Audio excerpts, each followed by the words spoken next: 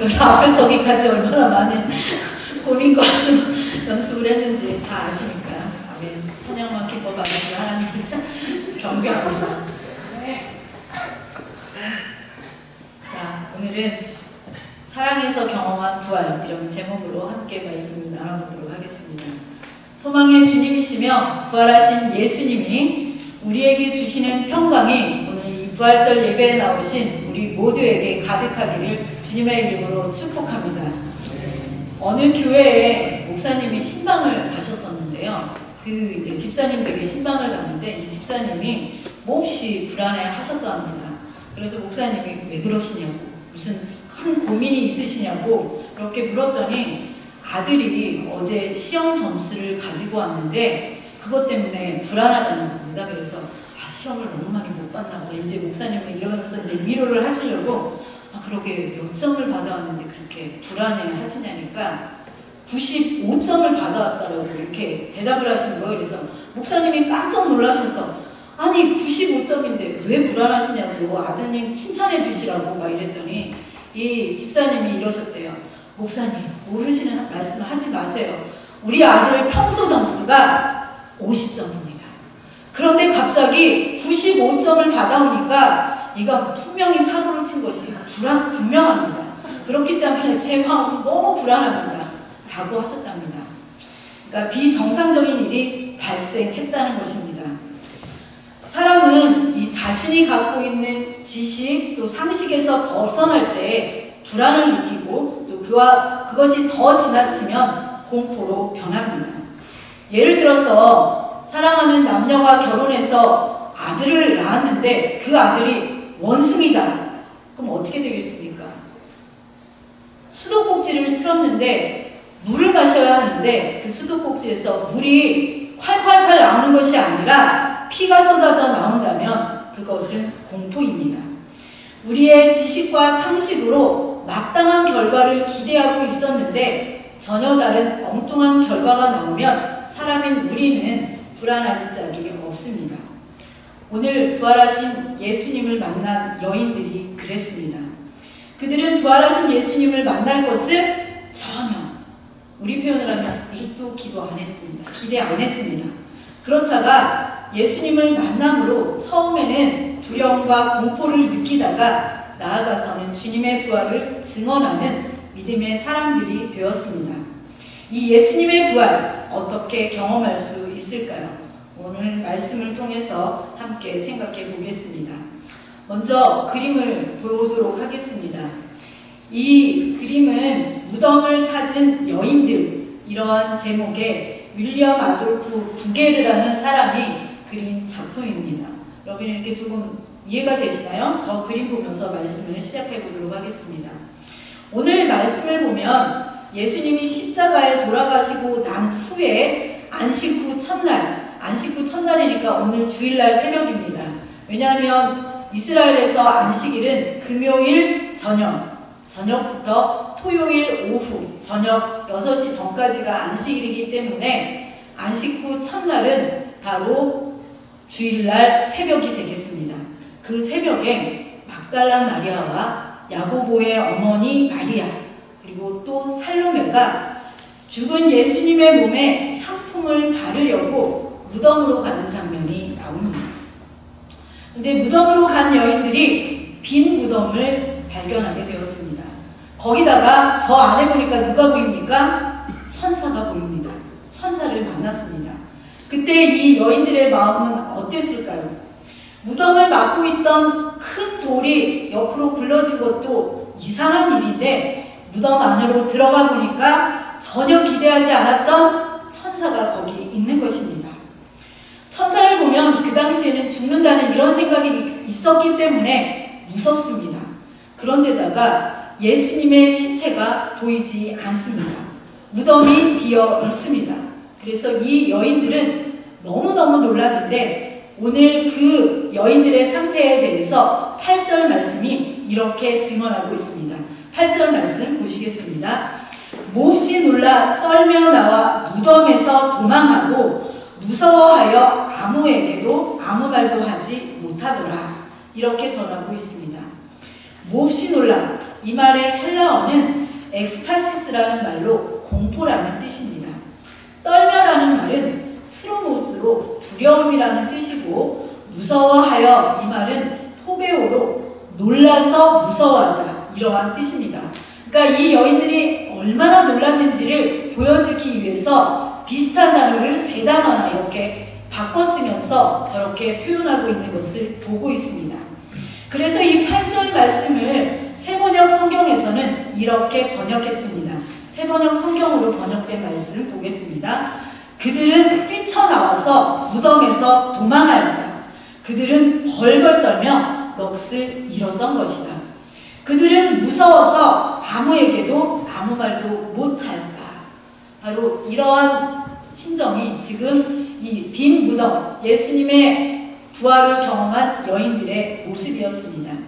이 마태복음에도요, 여인들이 부활한 예수님을 만난 모습, 그 마음의 상태를 전해주고 있는데, 마태복음 28장 2절에는 이렇게 전하고 있습니다. 무서움과 큰 기쁨으로, 이렇게 기록하고 있습니다. 예수님은요, 모든 사람들이 의심하지 않을 정도로 모든 사람들의 의심을 일거에 가르칠 만한 그러한 방식, 그러한 멋진 방식으로 부활하지도 나타나지도 않았습니다. 복음서에는 예수님의 제자들도 이 예수님 부활 이야기에 받은 충격을 그대로 전해주고 있습니다. 부활의 첫 증인들은 누구라도 보였을 반응을 보였던 것입니다. 저라도 어느 날 현관벨이 울려서 나가봤더니 분명히 죽었는데 죽은 줄 알았던 구창선 목사님이 그 현관에 서 있다고 한다면 그런 반응을 보였을 것 같습니다.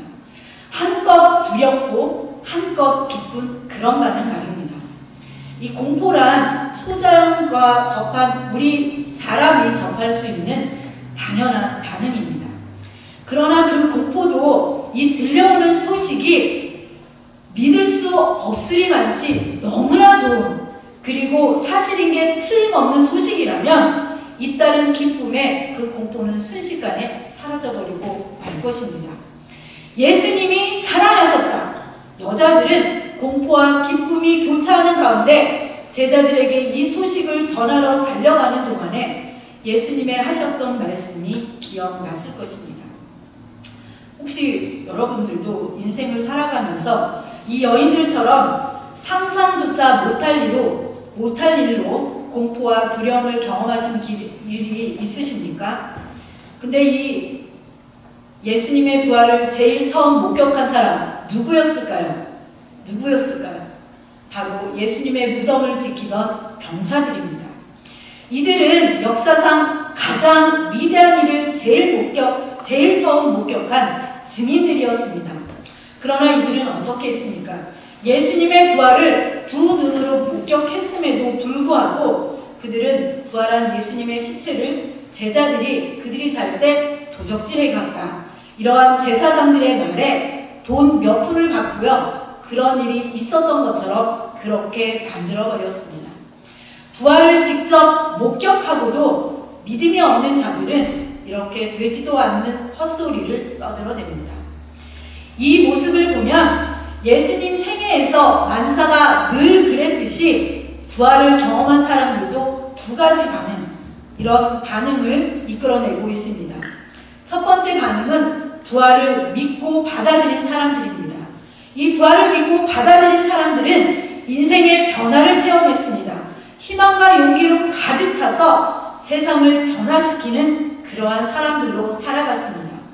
그러나 믿지 않는 사람들, 이러한 사람들은요, 분명한 증거를 보았음에도 어떻게 하면 예수님이 부활하지 않았다고 말해야 할지 그것을 생각해내지 않으면 안 되었습니다.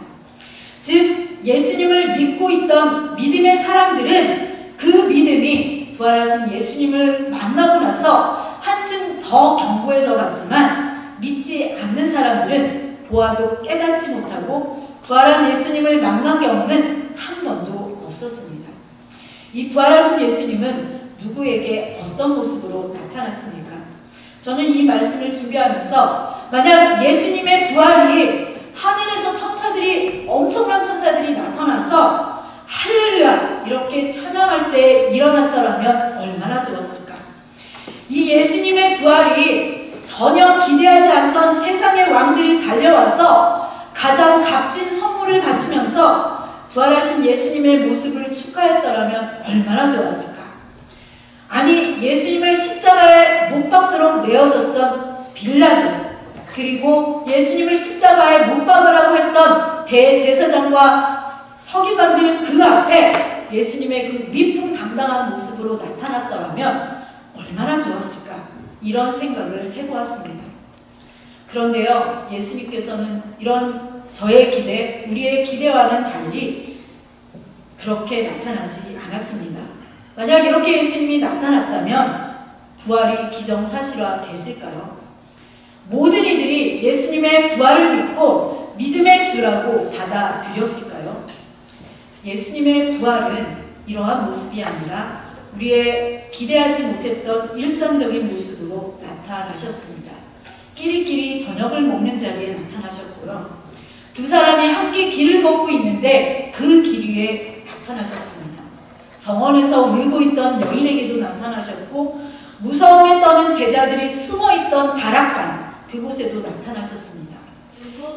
예수님이 안 계실 것 같아가지고 갔더니 호수로 고기를 잡으러 갔던 그 어부들에게도 예수님이 나타나셨습니다.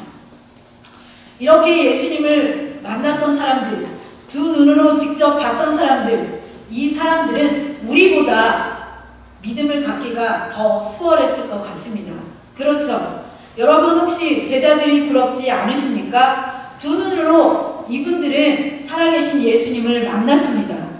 저는 부럽습니다. 그런데 부러우면 지는 것입니다. 그런데 이들에게는 아주 특별한 사명이 있었습니다.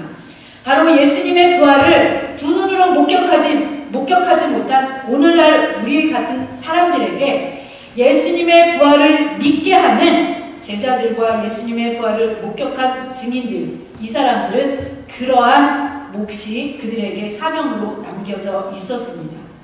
예수님의 부활을 믿게 하는 것, 이것이 바로 예수님의 부활을 체험한 그러한 제자들과 예수님의 부활을 경험한 목격한 증인들의 몫이었습니다. 이 십자가에 달릴 때 예수님의 제자들 어떻게 됐나요?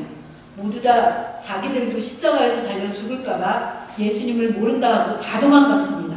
한 명도 빼놓지 않고 제자들이 다 도망갔습니다. 그런데 이 부활한 예수님을 만난 이후에 이들은 그들의 목숨을 걸고 부활한 예수님을 증언하는 그러한 사람들이 되었습니다. 그래서 부활은 이들의 믿음의 진원지였습니다. 이 부활은 부활한 예수님을 만난 모든 이들에게 믿음의 진원지였습니다. 그래서 C.H. 가드라는 이 사람이 이러한 말을 했습니다. 믿음에 대해서 어떻게 말했냐면, 교회 안에서 자란 믿음이 아니라 오히려 교회를 있게 한 믿음, 교회가 거기에 기초를 둔 믿음, 이렇게 이 제자들의 부활 신앙에 대해서 표현했습니다. 그렇습니다. 이 제자들의 이 부활 신앙은 오늘날 우리들에게까지도 계속해서 이어지고 있습니다. 예수님은 예수님의 부활을 절대 믿을 수 없다고 말했던 사람 누구일까요? 도마입니다. 그러한 도마에게 절대 부인할 수 없는 부활의 증거로 침묵시키신 후에 보지 못하고 믿는 자들은 복되도다. 요한복음 20장 29절에 이렇게 말씀하셨습니다. 예수 그리스도의 부활을 직접 목격한 사람은 성경 말씀에 따르면 500여 명, 이 500여 명을 제외하고는 모든 그리스도인들이 예수님의 부활을 직접 목격하지는 못했습니다. 그런데 그럼에도 불구하고 오늘날 부활 신앙을 가지고 예수 그리스도의 부활의 신앙을 따르는 우리에게 예수님이 뭐라고 하십니까? 복 있는 자다. 이렇게 말씀하고 있습니다. 여러분 어떻습니까? 예수 그리스도께서 부활하셨음을 믿습니까? 제가 우리 아들들한테 예수님께서 부활하심을 믿니? 이렇게 물었거든요. 그랬더니 우리 큰아들이 그러더라고요. 하나님이 하셨으니까 못 믿을 이유가 없다. 이렇게 대답하더라고요. 그래서 또 우리 둘째 아들이 왜 이렇게 물었죠? 예수님이 부활하실 것을 믿니? 그랬더니 당연하죠. 성경에 쓰여 있잖아요. 성경에 쓰여 있잖아요. 그래서 부활하실 때 아빠도 다시 부활할 걸 믿는다고 그렇게 이야기하는 것을 들었습니다. 이 예수 그리스도께서 부활하셨음을 믿습니까? 이 질문은 다른 말로 하면 이 부활이 의미하는 것은 무엇입니까? 이러한 물음입니다. 인간의 역사에서 예수님의 부활은 우리에게 어떤 의미를 부여하는 것입니까? 우리의 영역은요, 죽음 직전까지가 우리의 영역이었습니다. 그 너머는 우리의 영역이 아닙니다. 죽음 너머의 세계까지를 우리가 좌지우지하고 싶은 마음에 세상 사람들이 제사 잘 지내라, 장례를 잘 치러라, 명당 자리에 묘자리를 써라 이렇게 말하지만 사실 죽음 직전까지가 우리의 세계였습니다. 죽음으로 끝났던 이 세계에 예수님이 부활했습니다. 이 예수님의 부활은 우리 인간에게 영역 확대를 의미하는 것입니다. 죽음으로 끝났던 비극적인 우리 인류 세계에, 인류 역사에 새로운 지평을 열어주신 것이 바로 부활 사건입니다. 이전에는 죽음 전까지가 우리의 영역이었는데 예수님께서 부활하심으로 인해서 우리에게 새로운 터전, 새로운 생명, 새로운 가능성이 열린 것입니다. 그래서 부활 앞에서 더 이상 죽음은 끝이 아닙니다. 그것은 새로운 시작입니다. 부활은 처음 대할 때 인간은 두려움의 할 말을 잃었지만 이제 우리는 그 의미를 모두 다 압니다. 바로 예수님의 이 부활이 죽음의 권세를 무너뜨렸고 우리에게 새로운 지평을 여셨음을 말입니다. 이 무덤에 갔던 여인들은요, 아직 죽음의 세계가 끝이라고, 죽으면 더 이상 없다고 그렇게 믿고 있었습니다. 그래서 그들이 찾았던 예수님이 어떤 예수님이신지 6절에 천사의 대답 속에 답이 있음을 살펴볼 수 있습니다. 6절 상반절 말씀 보겠습니다. 천사가 그 여인들에게 이렇게 대답합니다. 너희가 십자가에 못 박히신 나사렛 예수를 찾는구나. 여인들은 십자가에 못 박혀 죽으신 예수 그리스도를 찾았습니다. 역사 속에 존재했으나 지금은 사라져버린 예수님, 과거의 예수님, 기억 속에만 남아있는 그러한 예수님을 찾았습니다. 그들에게 예수님은 지금 죽은 자에 지나지 않았습니다. 슬픔 중에 있는 여인들을 위로할 수도 없는, 아무것도 해줄 수 없는 그러한 예수님이었습니다. 더 이상 힘을 쓸 수 없을 것 같은 그러한 분이었습니다.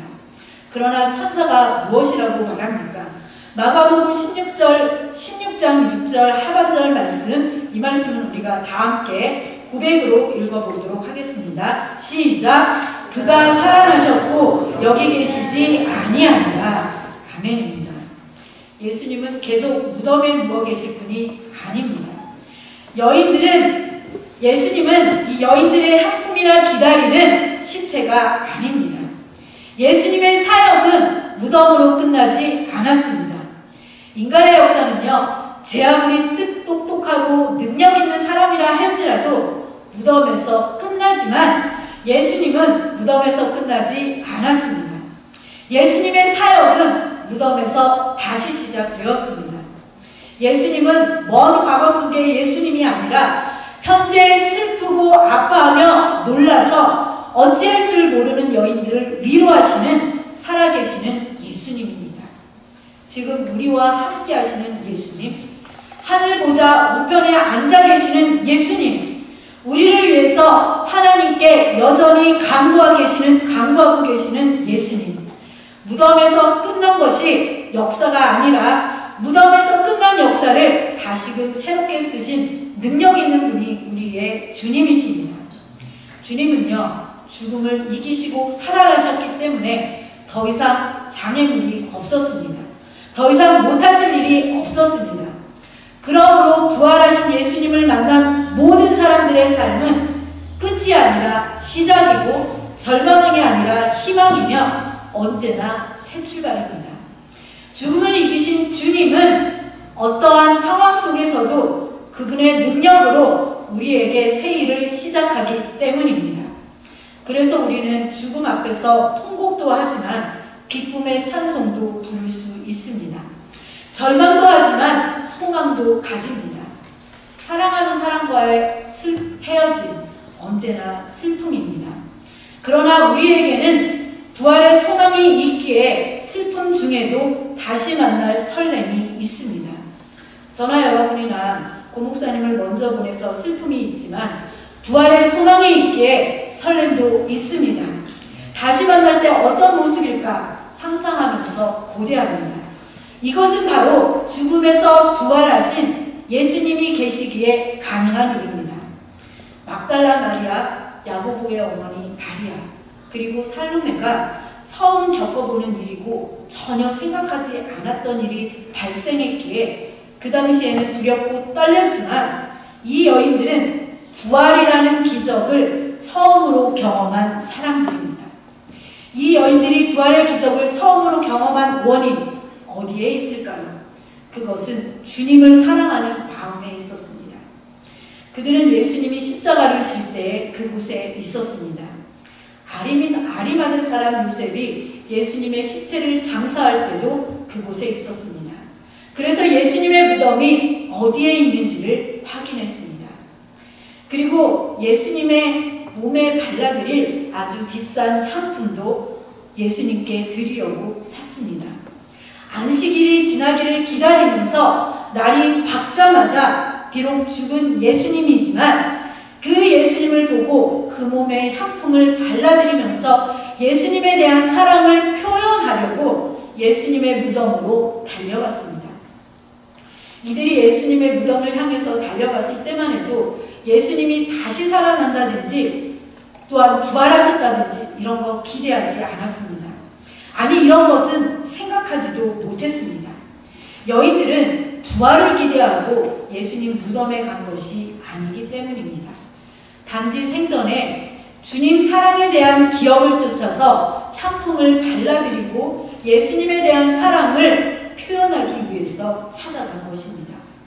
여기에서 기적을 체험하는 그 이유가, 그 힘이 무엇인지를 찾아보게 됩니다.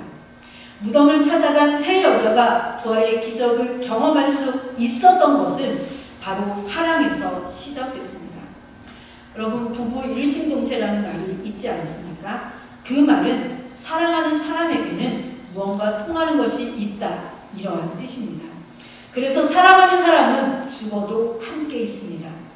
육체로 함께 있는 것은 아니지만 남아있는 사람 마음에 또 정신 속에, 가슴에, 의식에 늘 살아있습니다. 이것이 사랑하는 사람들끼리만 통하는 신비이며 기적입니다. 눈에 안 보인다고 없어진 게 아닙니다. 안 보여도 존재하는 것이 많습니다. 그 중에 하나, 사랑은 보이지는 않지만 존재합니다. 사람이 너무 보고 싶으면 밑도 끝도 없이 그냥 가게 됩니다. 여러분 다 사랑을 해보신 분들이어서 아시죠? 3절 말씀 보겠습니다. 3절 말씀에 보면 이렇게 기록하고 있습니다. 서로 말하되 누가 우리를 위하여 무덤에서 돌을 굴려 주리요. 여인들은요, 무덤 문이 돌로 막아져 있다는 것을 이미 알고 있었습니다. 그곳에는 그녀들을 위해서 이 돌을 옮겨줄 사람이 없다는 것도 알고 있었고, 아무리 향품을 사들고 가봐야 무덤에 계신 예수님을 만날 수 없다는 사실도 알고 있었습니다. 그러면 포기해야 할 것 같지 않습니까? 그런데 이 여인들은 포기하지 않았습니다.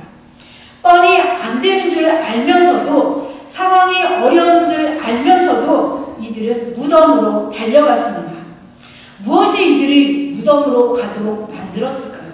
바로 예수님에 대한 사랑 때문입니다.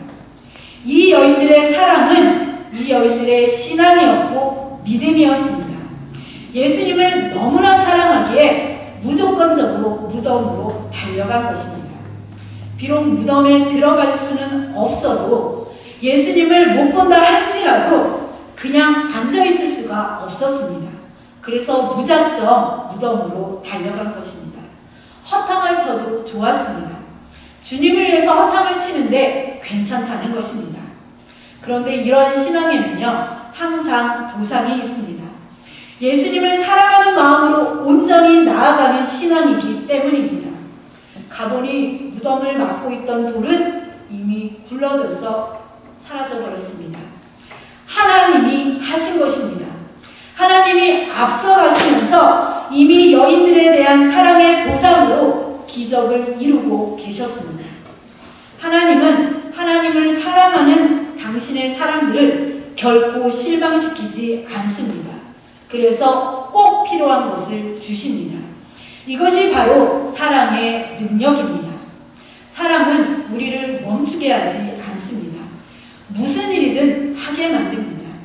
아무리 상황이 어려워도 일어나 도전하게 만듭니다. 그리고 이런 사랑은 바로 하나님의 풍성한 응답을 누리게 된다는 사실을 오늘 본문이 기록하고 있습니다. 결론입니다. 오늘도 마찬가지입니다. 상황이 아무리 어려워도요, 주님을 찾아가는 자, 주님께 나오는 자, 이런 사람은 하나님의 기적을 경험하게 됩니다. 이것은 사랑하는 사람들끼리만 보는 기적입니다. 만일 이 여인들이 가봤자 헛일이야 이러면서 체념했더라면 어떠한 일이 벌어졌을까요? 탄식과 절망의 한계 안에 머물고 말았을 것입니다. 3절의 표현처럼 누가 우리를 위하여 무덤에서 돌을 굴려주리오 이렇게 말하는 것으로 끝나는 인생이 되었을 것입니다. 누가 우리를 위하여, 이 표현에는요 사람에 대한 기대가 보입니다. 누군가가 대신 우리를 위해서 일해 주어야 한다는 것입니다. 그런데 그 일을 하나님께서 해주셨습니다. 모든 것이 막혀있는 상황이었는데도 불구하고 하나님을 찾고 하나님께 나오는 사람은 이미 앞서가시면서 모든 것을 이루어 가시는 하나님의 기적을 바로 이 여인들에게 주신 것입니다. 무덤문이 열린 것은 여인들 사랑에 대한 하나님의 선물이었습니다. 혹시 여러분 중에 나는 부활이 믿어지지가 않습니다, 이렇게 말하시는 분이 있을 수 있습니다. 그런 분들은 부활을 믿기 전에 먼저 예수님을 사랑해 보십시오. 부활은 우리의 이성으로 믿어지지 않습니다. 이해되지도 않습니다. 설명도 안 됩니다. 그래서 부활은 신앙 안에서만 경험되고 받아들여집니다. 예수님을 만난 모든 사람들은 한결같이 예수님은 살아계신다 이렇게 고백하고 있습니다. 이 부활절에 나를 위해 하나뿐인 아들을 주신 우리 하나님을 사랑하는 성도들이 되시기 바랍니다. 나를 위해 기꺼이 십자가에 그 목숨을 내던지신 예수님을 사랑하는 성도들이 되시기 바랍니다. 그래서 그 사랑이 우리 성도들이 서로서로 사랑하면서 그 사랑을 이루어가서 하나님의 기적, 사랑의 기적, 또한 부활을 경험할 수 있는 그러한 우리 모두가 되시기를 소망합니다. 이러한 사랑이 우리 모두에게 넘쳐서 주님의 부활이 우리에게도 경험되어지고 우리를 통해서 세상에 부활의 소식이 널리 전해져 가기를 주님의 이름으로 소망합니다.